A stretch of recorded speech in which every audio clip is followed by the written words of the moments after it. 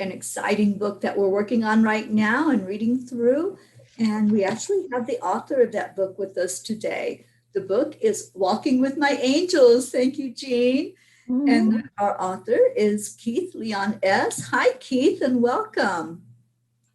Hi, thank you for inviting me in. Absolutely. We've been reading the book, and I think most of us have read through 3 chapters of the book so far.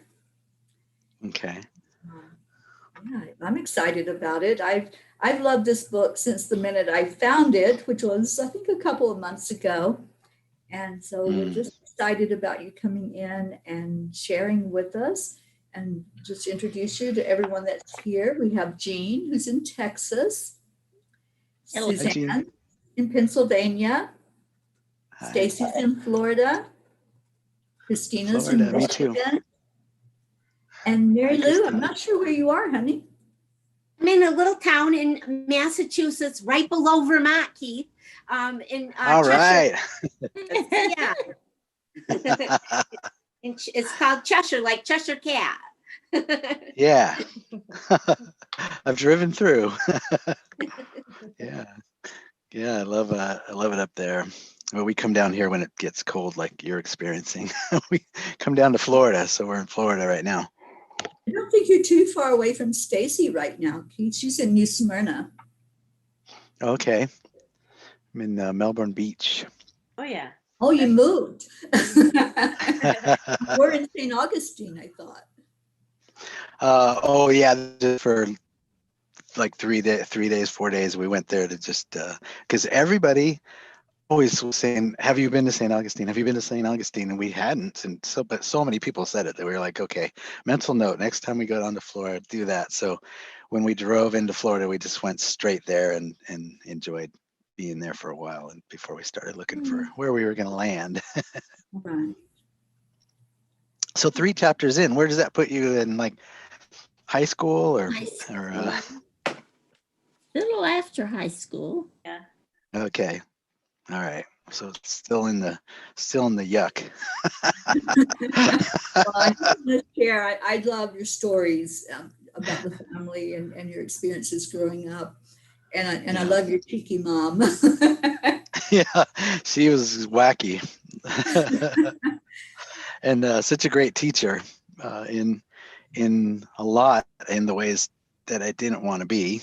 She was a great teacher in that, but more importantly, the unconditional love piece. I know that that's probably every mother, and as a parent, I get it now. But growing up, it just felt amazing that I knew that no matter what I did, that she would have my back. Even down to the part where the truant officers came on the porch. Right? I mean, she whacked me good after they left, but she had my back when they were on the porch, and that was I thought pretty amazing.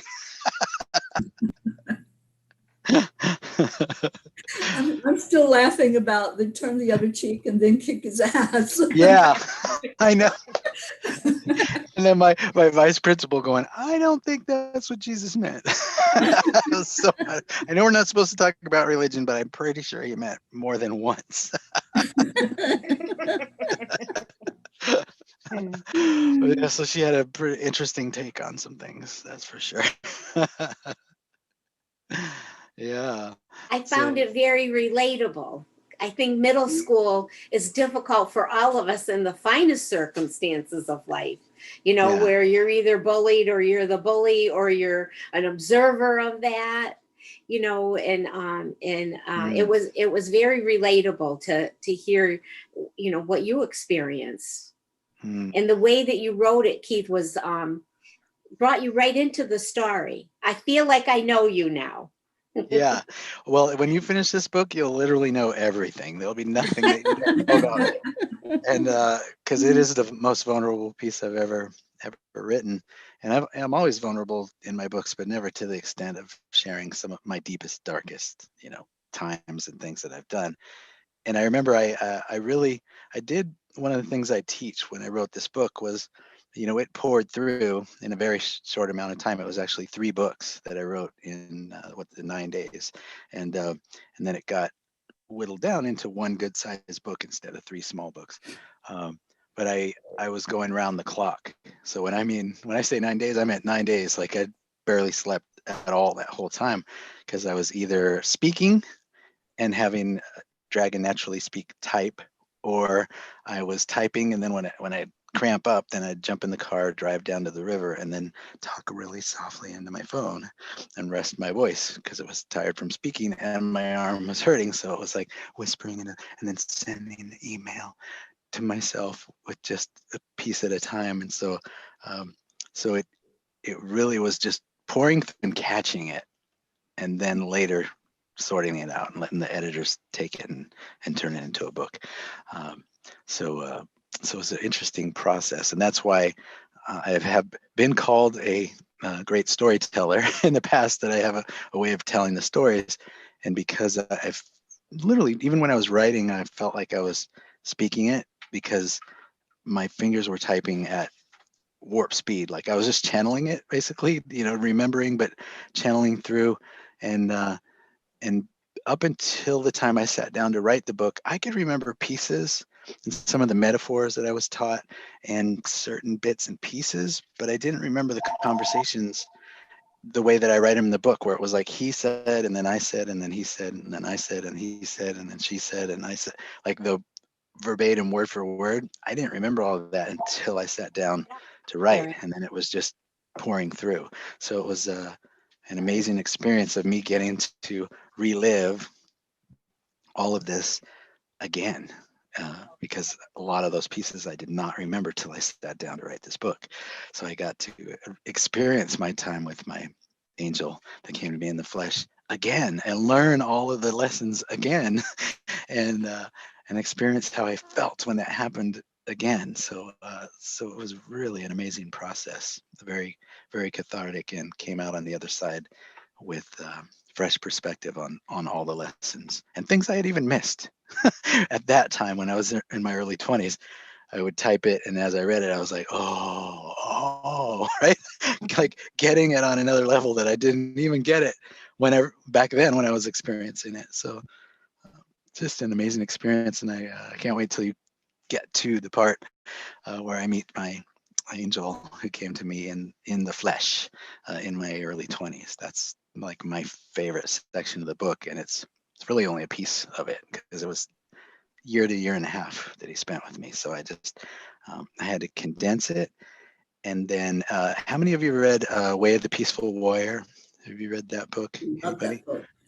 Yeah. Okay. When I read that book, I was convinced that Dan Millman followed me around and just took notes and wrote a book about what I had experienced with my angel. And I'm to this day convinced that it's the same angel. I just happen to get the same one assigned to me, because the way that he revealed himself at the gas station and the roof, and like so many things are exact parallel, that I had to actually omit them, because even though they happened to me, I think people would have thought, oh, he's just ripping off Way of the Peaceful Warrior. So all of those pieces that were the same, I just had to take out. And then thank goodness I was like, well, I have plenty without adding those things. Yeah. Did you have a No, chance no. to ever speak with the author and have a discussion at all, that you had a similar experience as him? With Dan, I tried connecting him at a live event at my spiritual center, Agape Spiritual Center in Culver City, but it was like right after an event, and everybody was trying Right. to Right. get some of him. And although I didn't feel like that's what I was trying to do, I could get where he would feel like that's what I was trying to do. And then I just thought, if that's to happen, I'll run into him again when we're both speaking at an event, and then we'll both find ourselves at the same table or something like that. So I just kind of left it up to spirit, God, angels to work that out if it was meant to be. And it hasn't yet, but that doesn't mean it won't. now I'll be thinking of you when it happens, because you said this today. I'll be like, I remember she asked me that. Is that what put this into action and why it happened today? As long as you think of me with some love and light, we're good. Yeah, I will. Absolutely. Keith, Any questions on what you've read so far? Yes. Keith, has anybody ever told you that you've written down their life story? uh, No, Not exactly, but I yeah, know so many. it's not exactly the same because I haven't read that far, like Terry Yeah. just into chapter 3.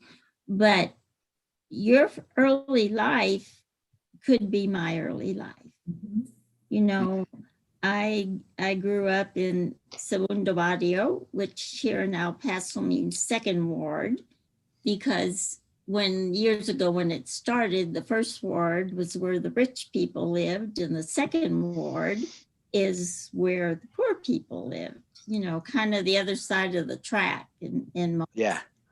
counties, and the exact same thing, except the only difference is I was a half Anglo kid in the Mexican community, so there was an added issue there. But then right around Right.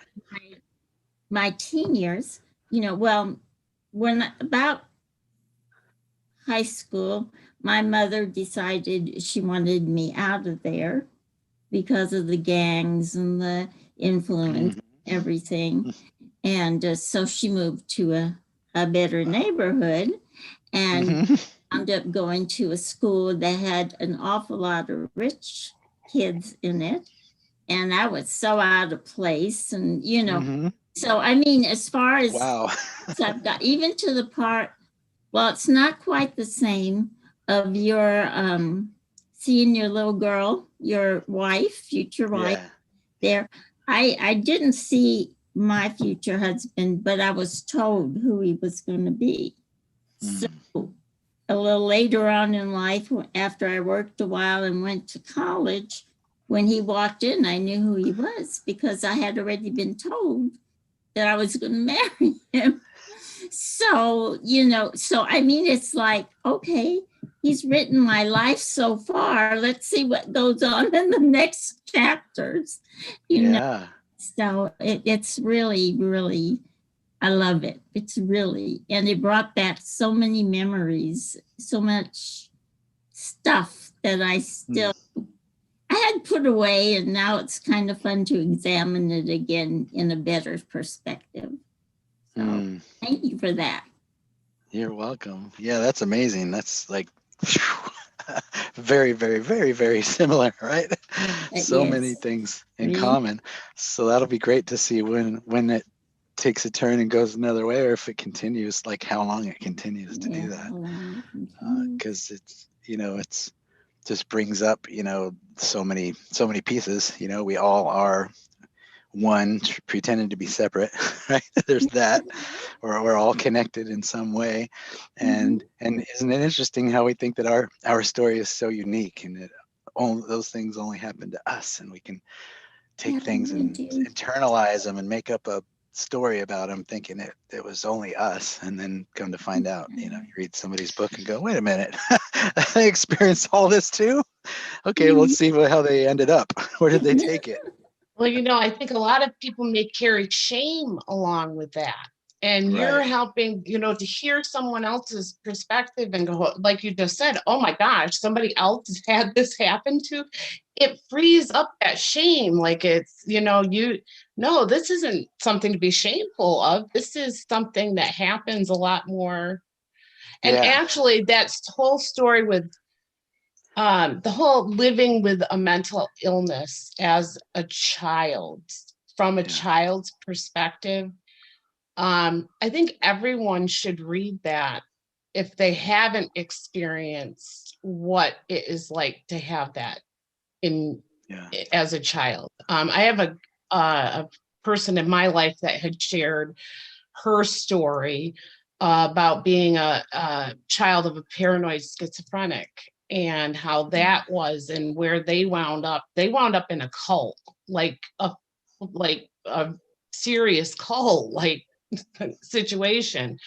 I mean, it was just I think the more these stories get shared, and especially very much an advocate of trying to get the stigma of mental illness off of people. I think we're starting to see more of a light shown on mental illness. And I think the more that our stories are shared with our experiences from whatever perspective, I think the more we can have better conversation and therefore hopefully better treatment and response. Yeah. So Amen. When I started getting into like experiential growth work and doing, seminars that kind of dredge up and get people to talk about their stuff, in front of a room full of people, which is interesting in itself, but boy, it's so helpful.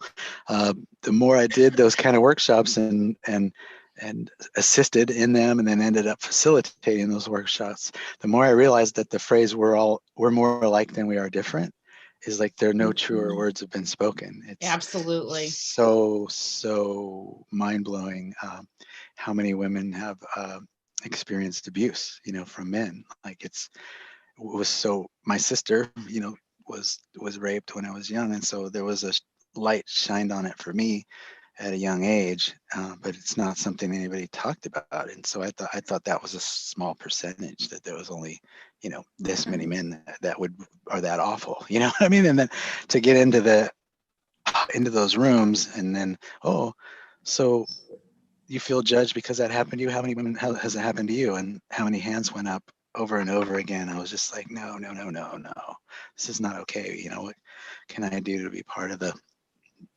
changing that, while I'm walking this earth? How can I do that?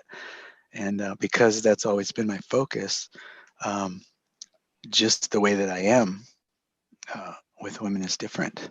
Like my wife says, it's just interesting I love how you can be in front of a woman and just say, hey, beautiful angel, you look beautiful today. And they know that you're not trying to hit on them. Like they know that you're not, like they receive that because they know where it comes from, and to have like the last live event, the event before last that I got to do, since they, rolled out the COVID thing and stopped all live events, that I had a woman who I have known for years. Remember when MySpace came out back in the day? My wife and I, we wanted to get into coaching, and we thought, well, we really need to have experience under our belt before we do that. So we went on MySpace, and I joined a group called Committed to Love and offered relationship coaching because my wife and I just wrote a book about it and got John Gray's endorsement. And so let's get our chops up coaching wise.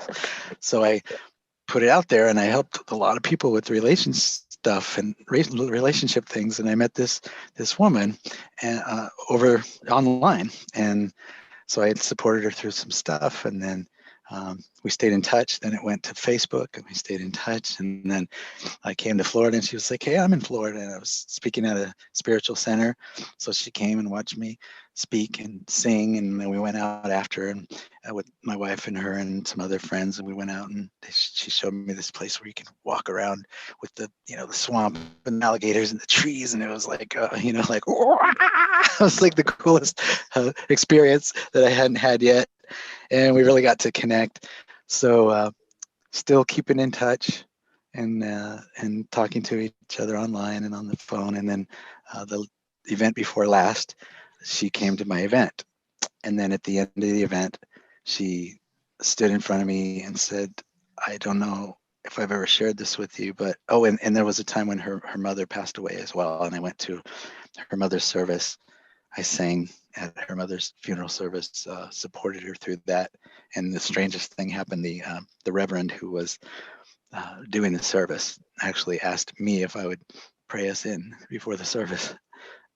And I was, okay. And then I did. And then after I prayed and then after I sang, he actually came up and said, you can come to my church, speak anytime you want, like whatever you want to do, the day is yours.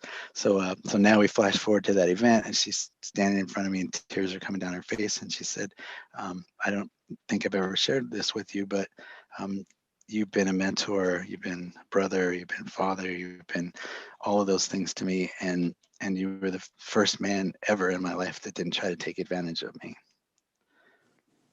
ever in my life that didn't try to take advantage of me, and the only first one that I could trust.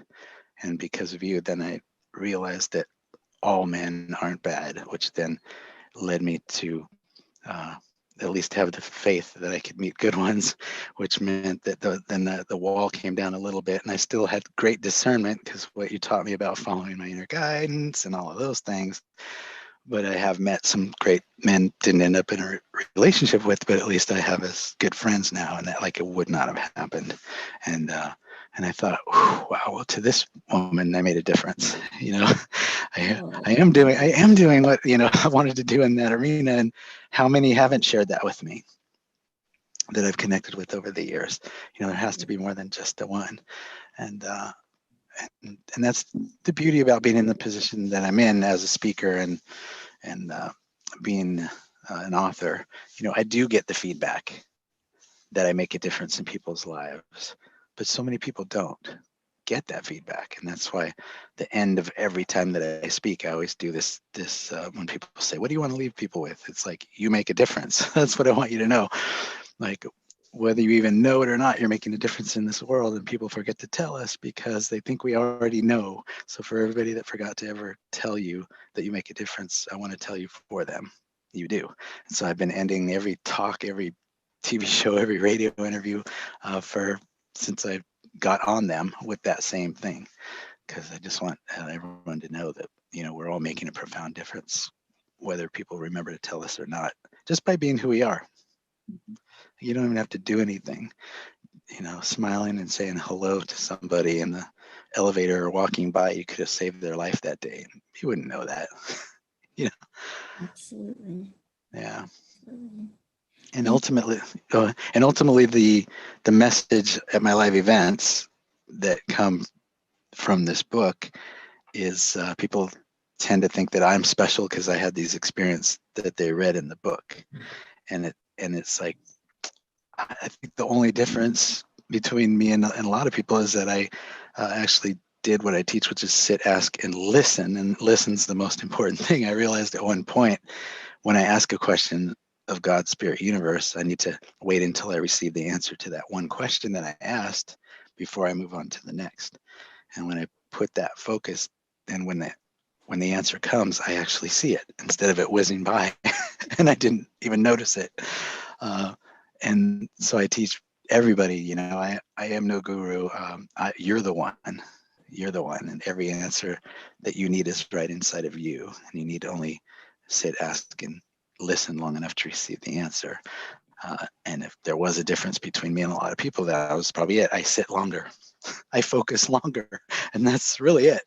Other than that, I think I'm just pretty much the same as everyone, except for a few experiences that happen, maybe don't happen to other people. Angel coming to them literally in the flesh. Maybe not everybody experiences that, but angels are with us all the time. Come to us. we all have at least one guardian angel with us all the time. Absolutely. And they're yeah, go ahead. So Larry, I have to share with you that one of my guardian angels' name is Larry. Oh, there's also Mo and Curly. And when I read that they're funny. Okay. So they got funny names. That's just how it is. But when I read that right off the bat, I was like, you got me at the introduction, because I think you named or you thanked all of your angels, and Larry was just right in the middle of it. And I'm like, oh my gosh, it's another Larry. Or the same. Yeah, but you haven't read about him yet, right? In the book? No, I have not read about him yet. Oh, is he funny? Oh yeah, he's funny. Look at the cup. I can't wait now. And incredibly powerful and tapped in, and led me through some of the most profound experiences, even more than the other person who professed to be an angel. Like the stuff that he did. And there's a chapter you'll read called "Vision in a Coffee Cup," and where we were together, and he like took a cup of coffee and then a drink, and then he just like stayed there, Like he didn't move. And I'm just like, what is he doing? Dude's tripping, and he just stayed there. And then he goes, I gotta go. I just saw this, I'm supposed to go. Do you want to come with me? And I was like, okay. So we took a journey, and on that journey, like, it's like straight out of the movies, that whole day, only it's all true. So you'll read. Can't wait. Oh yeah, yeah. Can't wait. Yeah. And so I can't wait. What I can't wait is if you follow up with me, the very end of the book, I'll ask you a question, and just one question at the very end, and then I say, you make the call, and I leave you to choose what you think it is. So follow up with me and tell me what you think the answer to that question I absolutely will. because I do have the answer to that. And when I wrote it, I did not have the answer yet to that question.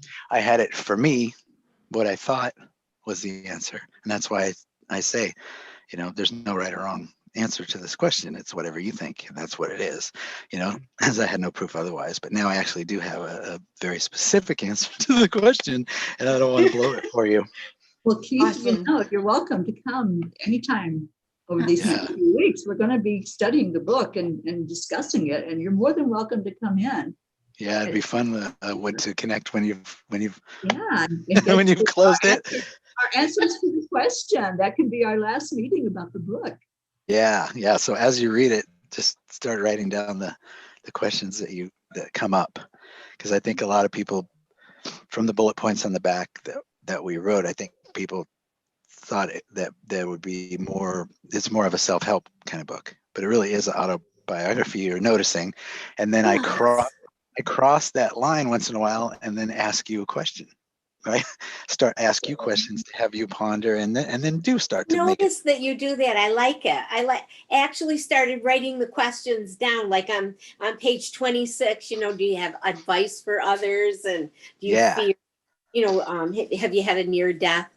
And honestly, personally, when I was being raised, I'm a blessed woman. I really am. I'm one of 13 children that my mom and dad had. They lost 2 in very early years, but I'm a middle child in a strong Irish French Catholic family, and my dad managed to get from me down. We all went to Catholic school, all 12 years.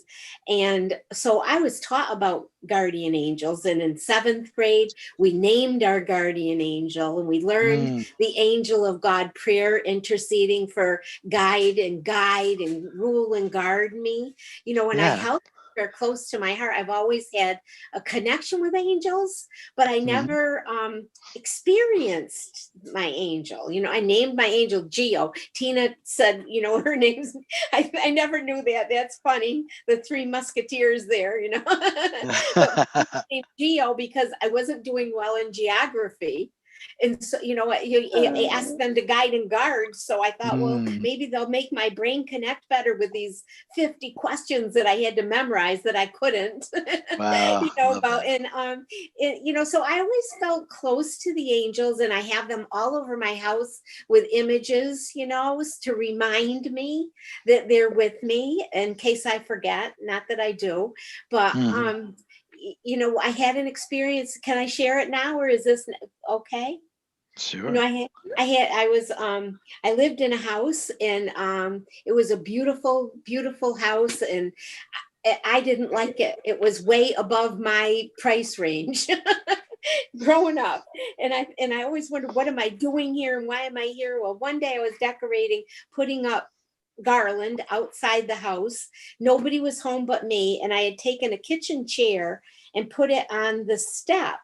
There were 3 short steps, but a good distance from the top to the sidewalk on the bottom. And I didn't balance the chair well. And I told Tina this story because we've been talking about angels, knowing that we were going to share this experience together. And all of a sudden, I was reaching up, putting it and attaching it, and the chair gave way. I hadn't balanced it well, and down I went, but I felt the presence of my angel, or maybe one or two, one on each side because I'm a big girl. And down I went, and I was not injured.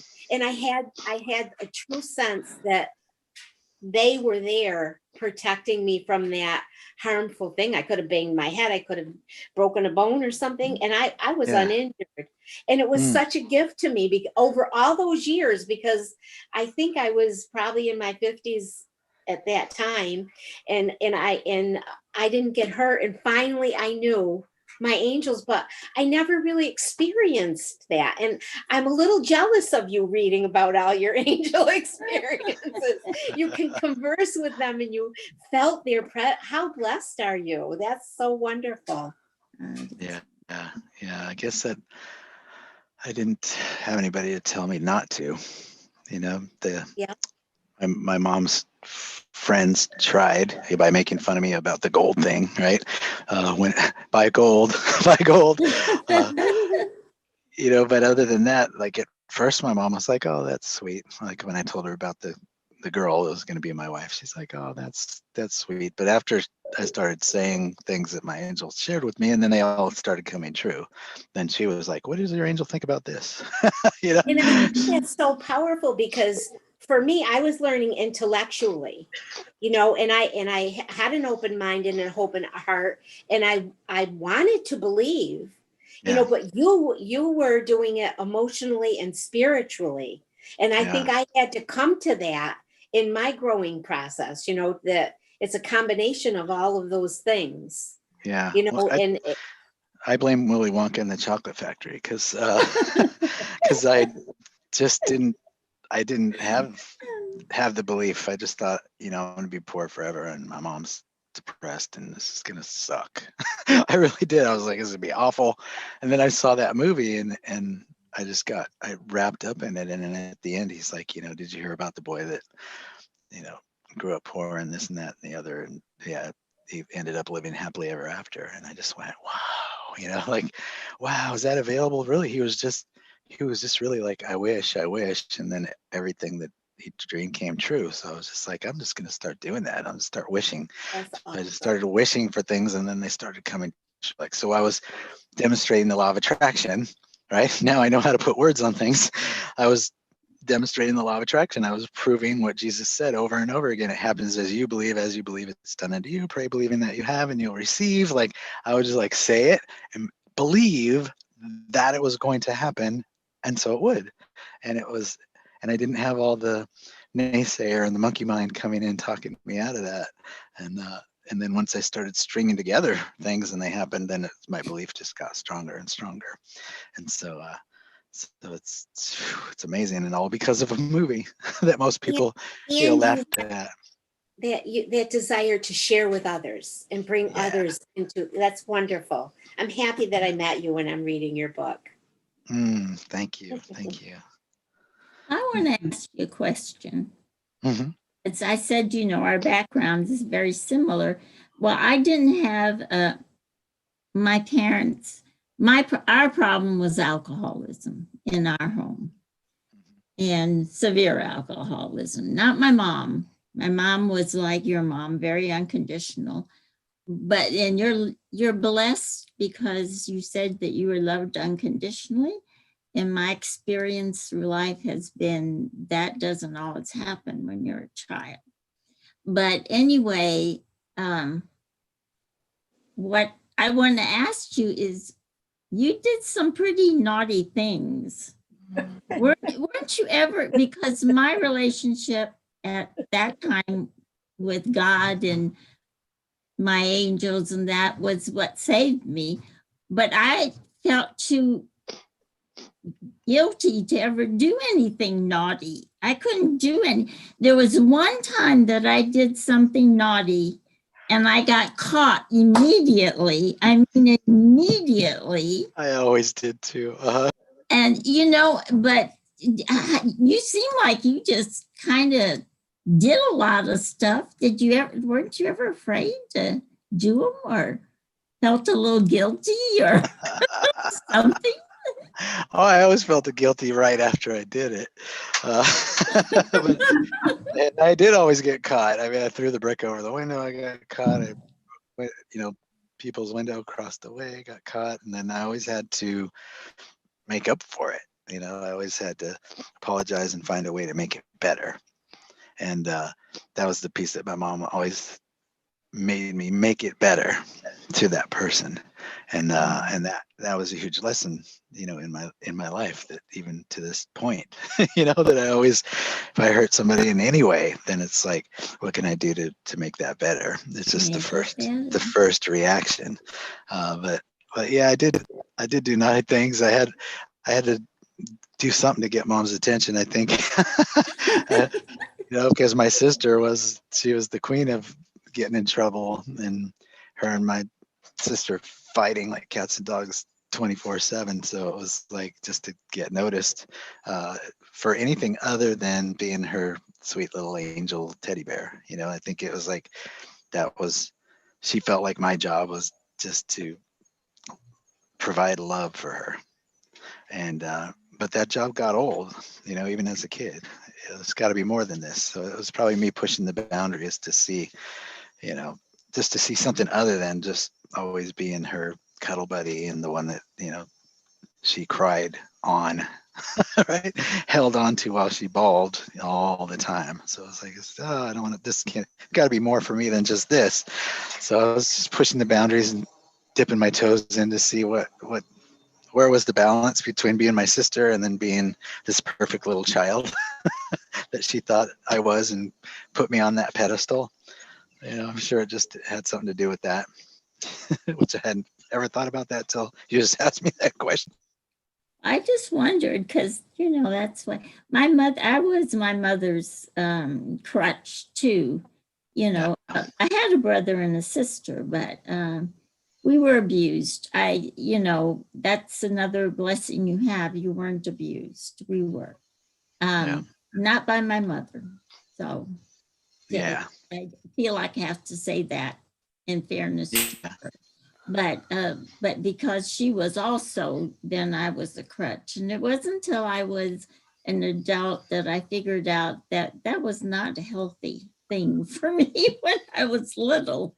That was too much of a burden. Yeah. Child. Yeah, I did. And I did have a glimpse of that with my stepmother. So that made me compassion. I was so blessed that I over and over and over again, but even the one time was like, wow, this is what people are going through. And then it made me stand up for that. Anytime my friends' parents would abuse somebody in front of me, I would go toe to toe with their dad. Like, get in their face, like I was a grown ass man. I would jump up in their face, and they're just like, I don't know who you think you are, but you need to get out of my house, or what, kick me out or whatever. But I guarantee they thought about it. Wow, that made a kid come up on me like he was gonna slug me. Like, what? I hoped and prayed that it made some kind of difference.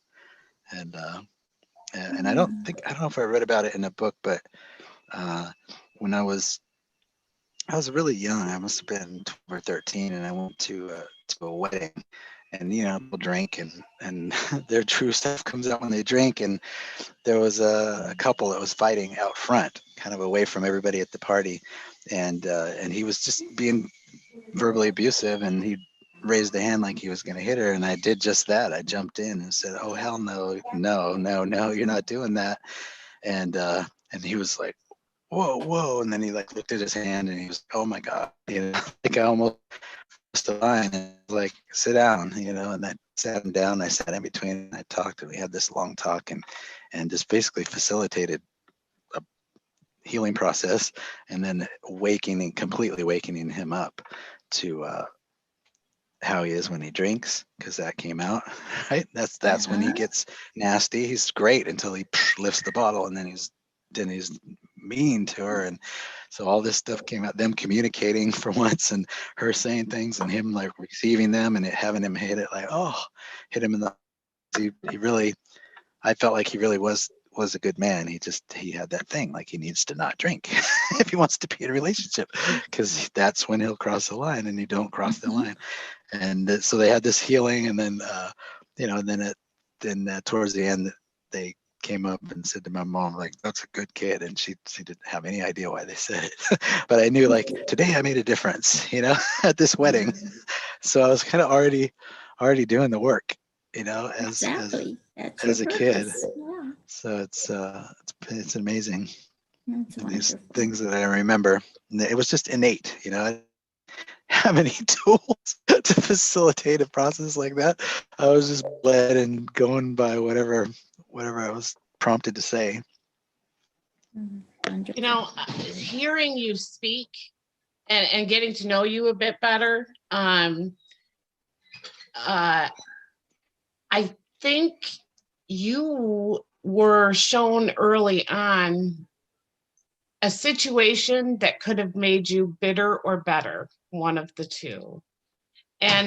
Thankfully for me and all of us, you were better for it. But now I have to say, you also made me think about things that I hadn't attributed to my angels before, even though I have always been in tune with my angels. I had them in my life as a child. But you made me kind of think of some of the things that had happened where I had not really thought of it as an angelic intervention. And now I seriously wonder, what that really could have been that instead. But anyways, I just wanted to say, I'm so glad that you came through what you did. I'm sorry that happened to you on an empathetic human to human level. Right. But boy, were you a mature person. And I know that my kids have had things happen in their life that made them, quite frankly, have to grow up quicker than maybe some of those around them. Yeah. And I hope that they are as graceful and better for it as you are. Yeah. Yeah. And if you are able to encourage that and love them up for it, then all the better. And they feel like they're able to do that.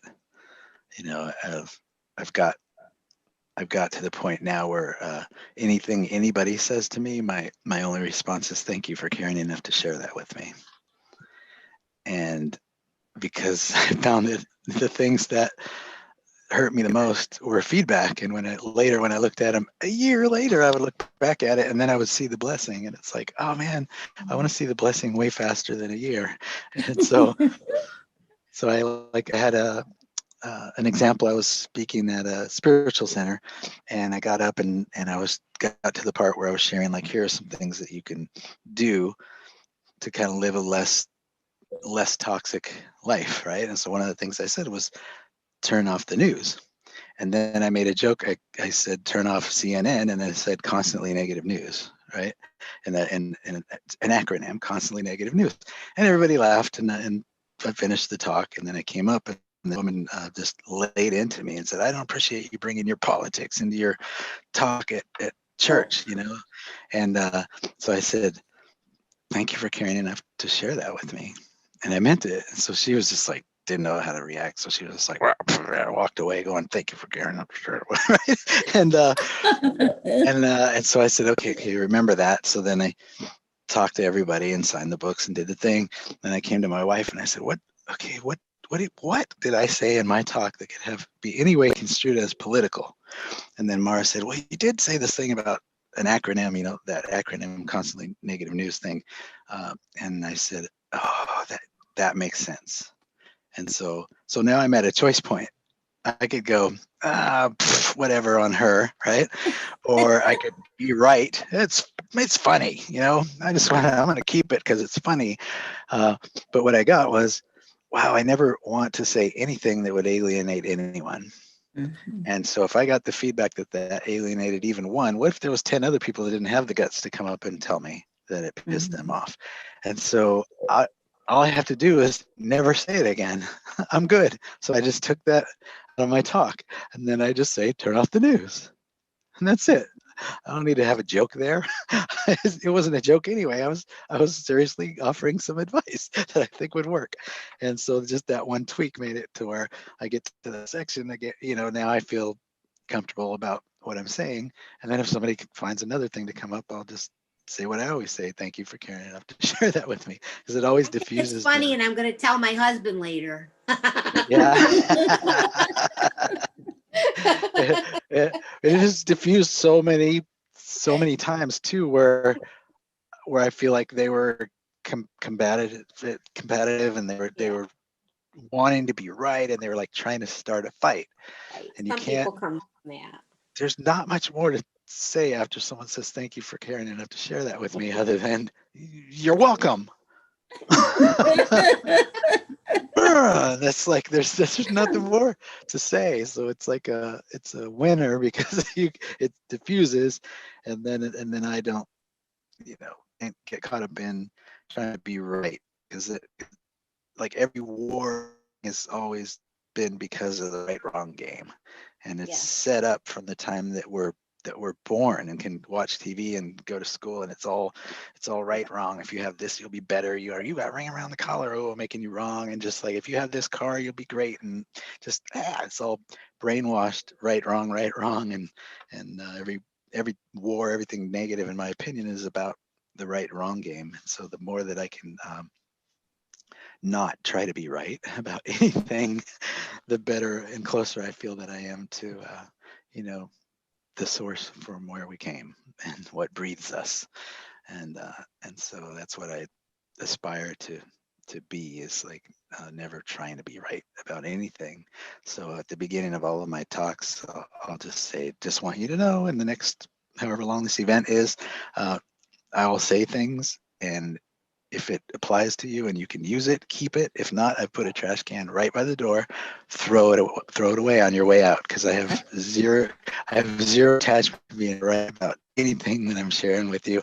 I'm just sharing my personal experience, and if you can take away one or two things that fit for you and support you moving forward, then I've done the work. And man, it's so interesting how many arms unfold, and you can literally, in a big room, you can hear people exhale when I say that. You can hear, because now they're like, oh, yay, good. I get to now open up and receive, because the person standing in front of me is not trying to be right, And I don't think people really put those words on anything. And that's why the exhale, it might be the first time they've heard that, like from speaker. It's like, I have no attachment to being right. Take what you want and trash the rest. It's like, wow, okay, I'm ready. What do you got? Awesome. Thank you for sharing, Keith. And I just wanted to see, Linda came in. I wanted to say hello to her and see if those of you who have not had a chance to ask Keith anything, we've got a few more minutes left. So Stacy, Suzanne, Linda, love for you to share if you want. If you don't, that's okay too. I was going to say, I didn't realize I had muted. When you say that to the crowd, it takes out the ego, and it takes out the negativity, and they don't need to be defensive. So they can just sigh and open up their channels to receive. So that's very good. Yeah, and that's not a judgment. I just like the way you do it. Yeah, well, the thing that really blew my mind was when I was going to be doing events to follow up from the book. I asked my angels, okay, so how does the event start? What's the first thing that I do? And I downloaded this incredible song. And so that beginning of every event, they read my bio, and then, ladies and gentlemen, welcome Keith, all the ego stuff. And then I come out and I don't say one word, and then I just hit play, and that song plays. And then I just close my eyes and breathe. And then everybody just kind of goes, okay. And then they close their eyes and breathe, and the song happens. So after I got that, then I went to the angels and I said, okay, so after the song, what's next? Okay, let me rephrase it. So what happens after the song? Okay, I know that the quality of the answers I receive is based on the quality of my question. So let me try another way. what am I to do for the rest of the event? And I heard clearly all the tools and no plan. And so this just speaks to what you were just sharing. All the tools and no plan. So I go, I get it. So I have the slides ready. I have the processes ready. I have my guitar right there because I sing and have songs, and then I have tracks that I can sing to. And so I have I have my angel cards right here. I've got everything right there, like CDs and CDs of tracks, and I have everything right there, but I have no plan, because for me to think that I know what that room needs before I get there is ego. And or in the case of I'm also a book publisher and the book guy for so many years, and as the book guy there are only phrases and magic words that I came up with over the years and slides that would get anybody to actually write a book. It's like pulling teeth to get people to write and finish a book. So that talk I had developed and it worked. And so that was the same talk every time with the same slides, and maybe a story here would change here or there, but that's the way it had to be. So that was my MO. That's what I was used to. And now they're telling me no plan. I was like, are you kidding me? I was like, felt like the roller coaster when your fingers are dug in because you're about to go over the hump and start going. So so I just had to trust that and know that I would know what to say. And so every event I just tell myself and say, I got to be honest, I have all the tools and no plan. So that means that it's up to you to guide this. Like what do you want? Come up with the questions that you want to know, or if there's a healing you want to happen or something, then come up with that and raise your hand. And then at any time I say, you have anything for me, and you don't, then I'll ask them. And not one time in 9 months of traveling the country doing event after event, not one time did I go, okay, and there was nothing. I was always led to what to do next, and it was just an amazing transformational experience because I hadn't done anything like that before in real time. Just being willing to be led and guided through the experience by the energy in the room. It's amazing. Well, I just wanted to say I'm listening to it on Audible. Oh, cool. And I Cool. don't want to stop listening. So it's amazing. I love it. Thank you. I did. I started that when I was over in England on the tour. I was over in England sitting in a flat, like in England, reading and doing that with my nice microphone and all that. And then I completed it when I got back to Vermont.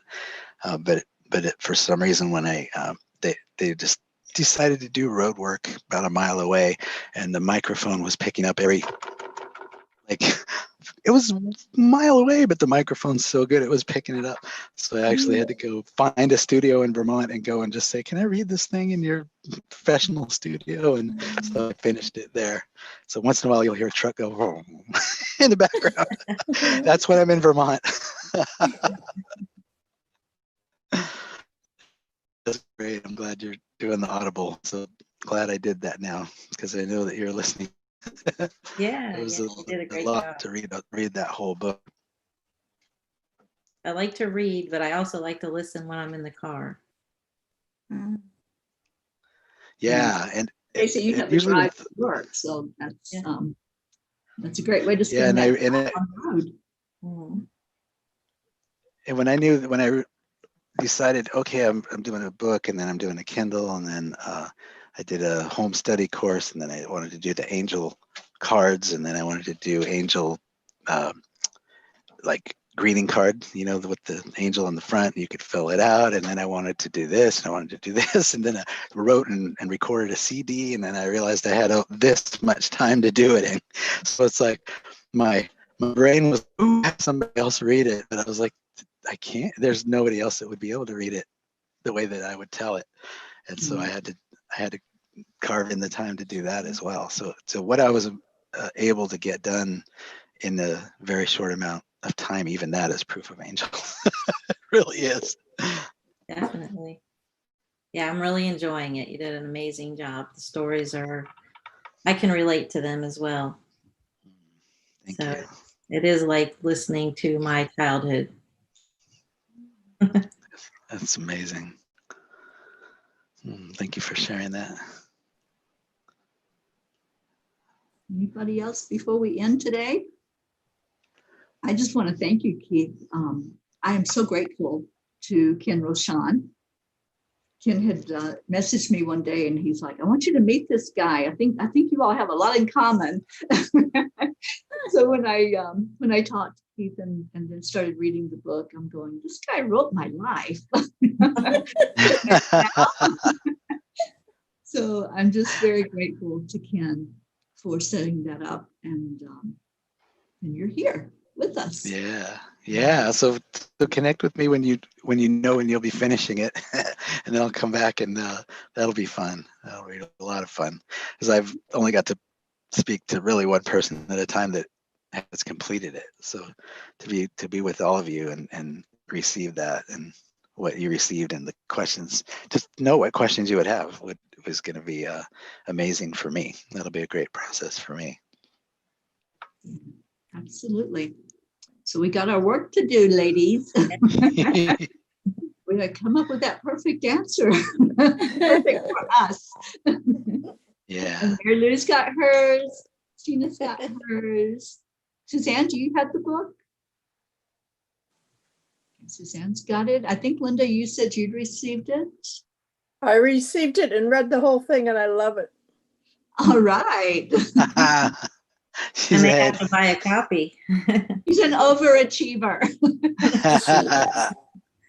Well, that's the interesting thing, is so many people that said, like, I don't usually read, but once I got this, I couldn't put it down. Can't put it down. I know. Yeah. It's so good.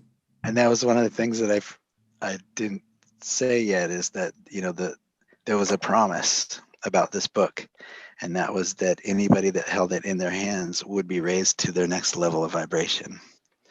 And so that was like, whew, my divine inspiration, and why I was so excited to do it, and why I was so upset that it took 23 years for them to tell me it was time for me to write it. It's going to make a profound difference on the planet, and everybody that holds it in their hands raised to their next level of vibration. Let's go. And Patience is a virtue. Yeah, sure is. So when people haven't heard that, and then when people haven't heard me say that, and then they say those words, there was something about it when I picked it up, I couldn't put it down. It's like, it's raising your vibration, and that feels so yummy that you don't want to put it down. It's not the words, it's the energy that's flowing through it. And that was for you. That energy is for you to receive, which is so cool. Yes. Well, Keith, we're certainly delighted that you are here with us, and you've added so much to our enjoyment of this beautiful book. Any words that you want to share with us until we see you again after we've all finished and are having that great discussion at the end of that? Well, usually I would leave you with you make a difference, but we already did that. In the middle.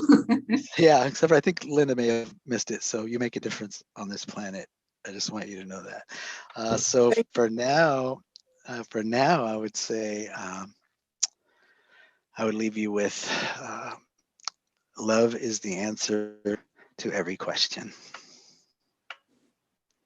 Love is the answer to every question. And when I first put that on Facebook, the first few times, that's the one thing that I put that people took me to task on the most, which is interesting.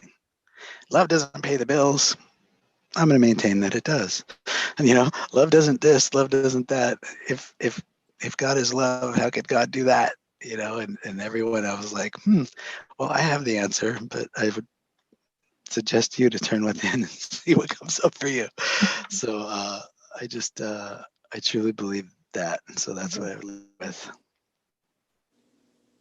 Thank you so much, Keith. Thank you. Appreciate you. Thank you.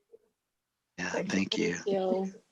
Namaste. Thank you for having me. Namaste. We do. Namaste, y'all. Y'all. Gotta add that in there. And then plural is namaste, all y'all. Yeah. There you